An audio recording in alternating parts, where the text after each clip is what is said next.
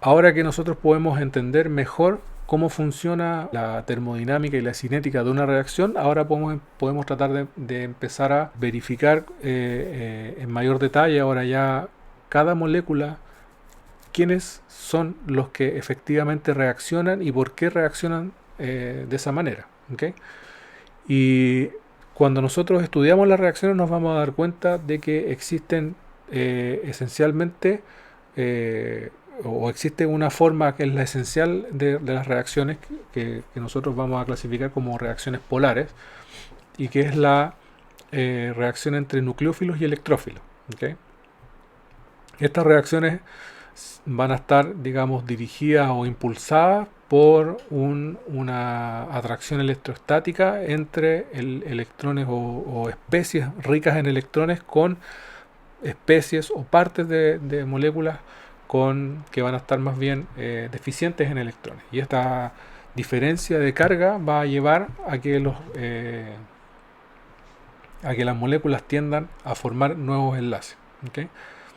Entonces, ¿qué es un nucleófilo?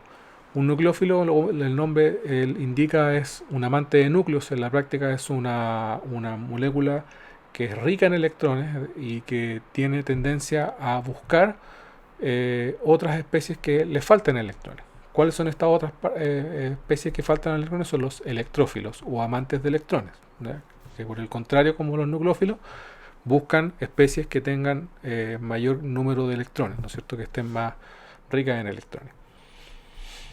Entonces, ¿quiénes son típicos nucleófilos? Bueno, los nucleófilos normalmente son iones negativos, como por ejemplo el caso del OH, el caso del cloruro, pero también son especies neutras en donde algunos de sus átomos tienen pares de electrones libres, ¿no es cierto? Y por lo tanto tienen una acumulación de electrones en un orbital y por lo tanto también los hacen, digamos, disponibles para hacer o actuar como nucleófilos. Por otro lado, los electrófilos, por el contrario, son especies en donde le falta en electrones, pueden tener carga positiva directamente, como en el caso de un protón o el caso de un carbocatión, ¿no es cierto? Pero también pueden ser átomos o especies que son, digamos, deficientes en electrones porque tienen orbitales vacíos. Al contrario de los nucleófilos que tienen orbitales llenos, pueden tener algún orbital vacío y que por lo tanto tienden a, ¿no es cierto?, aceptar nuevos electrones. ¿Okay? Aquí, por ejemplo, se da la oportunidad de un ejercicio que dice cuál de los siguientes electrófilos, cuáles de los siguientes son electrófilos y cuáles de los siguientes son nucleófilos.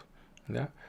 Por ejemplo, solo por carga podemos darnos cuenta que un hidruro, por ejemplo, un H- es un nucleófilo, ¿no es cierto? Porque está rico en electrones. Lo mismo pasa con un ion metóxido, que es el tercero, ¿no es cierto? Y probablemente también el amoníaco, porque el amoníaco tiene un nitrógeno que tiene un par de electrones, ¿no es cierto? También tenemos el caso de los alquinos, en donde tenemos electrones pi, y esos electrones pi también es una densidad de electrones que está ahí, entre comillas, guardada, y por lo tanto tiene la posibilidad de ser un nucleófilo.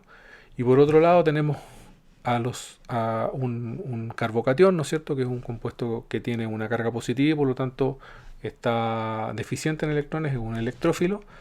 Y también pasa también con el tricloruro de aluminio, que tiene, en este caso el aluminio tiene orbitales vacíos que pueden aceptar, ¿no es cierto?, electrones para formar. ¿Okay? Es lógico entonces que cuando yo tengo nucleófilo y tengo electrófilo, estas dos especies que una buscan a la otra, una vez que se encuentran, ¿no es cierto?, tienden a reaccionar cuando las condiciones lo permiten, ¿no es cierto? Eh, y ese es el caso de la reacción que habíamos utilizado un poco antes para trabajar ¿no es cierto?, la termodinámica y la cinética. El caso de un alqueno que reacciona con ácido bromídrico para formar un carbocatión inicialmente y eventualmente un bromuro de alquilo. ¿Okay? Entonces, si nosotros ahora vemos estas moléculas con los ojos de los electrófilos y los nucleófilos, nos vamos a dar cuenta que el doble enlace es un potencial, ¿no es cierto?, nucleófilo por tener estos electrones pi ahí en el doble enlace, y por otro lado tenemos a un electrófilo en un hidrógeno que tiene una muy baja cantidad de electrones por el enlace que tiene con el ácido bromídrico, con el bromuro, perdón.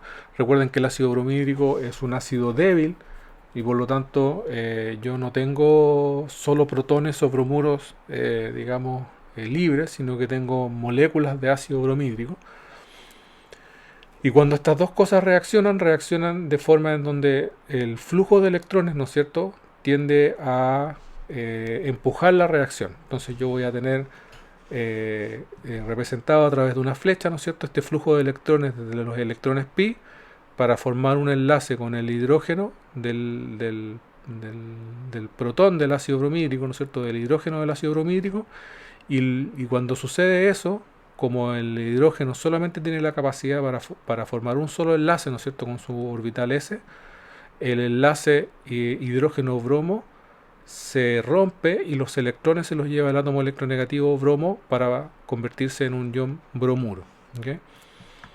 Al suceder eso, como los electrones que se utilizan para el ataque son electrones que estaban en orbitales compartidos entre los dos orbitales p compartidos de estos dos carbonos con hibridación sp2, esos electrones se pierden, el enlace se pierde y estos dos electrones se rehibridizan para obtener una hibridación distinta. En uno de los casos voy a obtener una hibridación sp3, el que mantiene los electrones formando el enlace con el hidrógeno, que es este de aquí, termina con hibridación sp3, y el carbono que pierde los electrones y que no logra formar un enlace, ¿no es cierto?, mantiene su hibridación sp2, pero con el orbital p vacío. ¿Okay?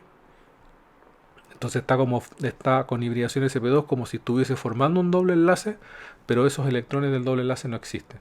¿Okay?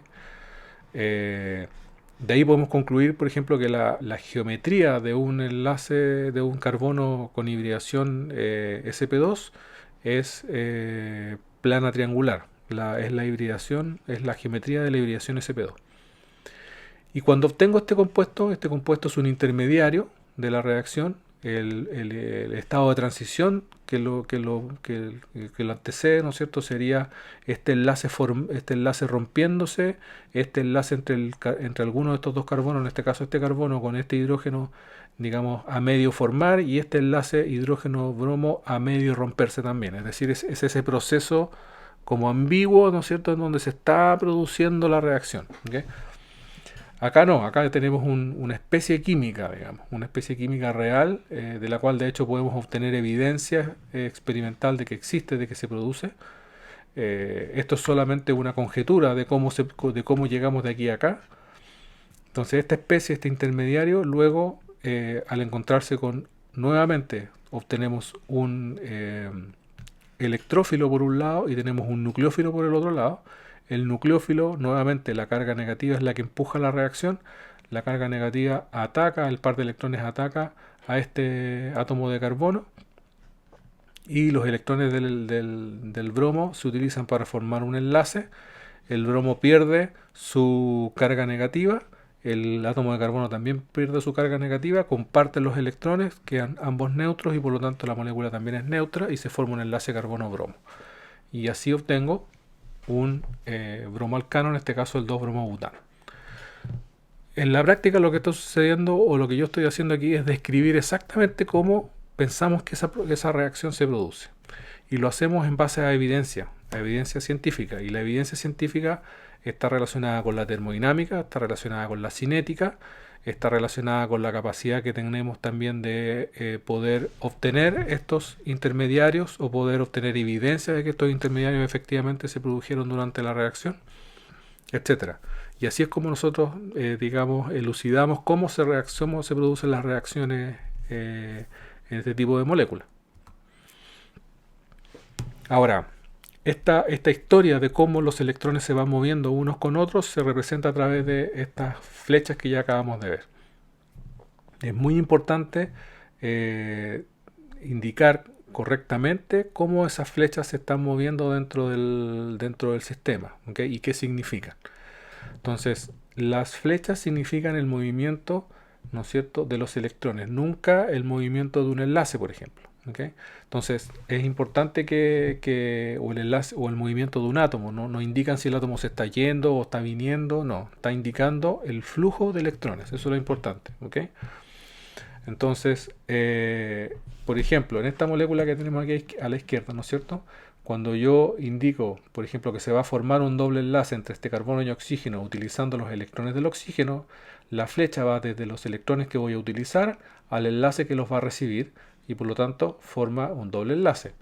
Si yo, por ejemplo, digo que se va a romper este enlace y que los electrones van a terminar en el oxígeno, en los orbitales vacíos del oxígeno, entonces la flecha correcta, ¿no es cierto?, va desde el enlace, que es el que se va a romper, hacia el oxígeno. ¿Okay? ¿Qué es incorrecto? Por ejemplo, si por ejemplo en este caso el bromo va a ganar electrones y va a romper el enlace carbono-bromo para formar un bromuro, esto es incorrecto porque aquí estoy indicando que estos electrones se están, digamos, usando para formar un doble enlace y eso no es correcto porque eso significaría que el oxígeno mantendría su carga negativa o este exceso de electrones que no puede hacerlo. Entonces lo que está sucediendo, como indicamos al principio, es que estos electrones de aquí se están formando esto y este enlace se está rompiendo acá. ¿Okay? Esto es incorrecto. También es incorrecto decir de que el hidrógeno se llevó los electrones porque eso significaría de que el producto sería un hidruro y no un protón, como es el producto que efectivamente sucede. ¿Okay?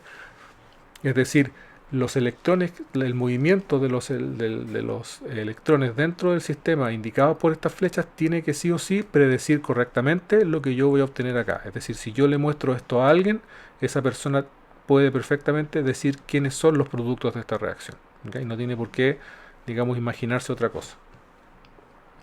Entonces, siempre el movimiento es de electrones, porque estamos hablando de, ¿no es cierto?, el flujo de electrones dentro del sistema.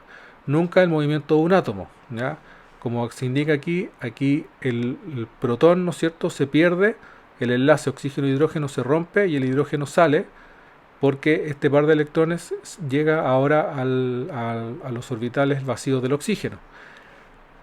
No que el hidrógeno se vaya, ¿okay? Aquí se está indicando como que el hidrógeno se fue, y esa no es digamos, la forma correcta de utilizar las flechas curvas. ¿Okay? Otra cosa importante es que las flechas parten de la fuente de los electrones, ¿okay? No en un átomo o no en un átomo específicamente o necesariamente en un átomo. Por ejemplo, en el caso del sistema que estábamos viendo hace muy poquito, los electrones que se están utilizando son los electrones que se comparten entre los dos átomos de carbono con hibridación sp2, o sea, el enlace pi, y por lo tanto la fuente de los electrones es el enlace pi y no uno de estos carbonos específicamente como se indica acá. Esto es incorrecto porque no es el carbono el que está entregando los electrones, sino que son los electrones en el enlace pi.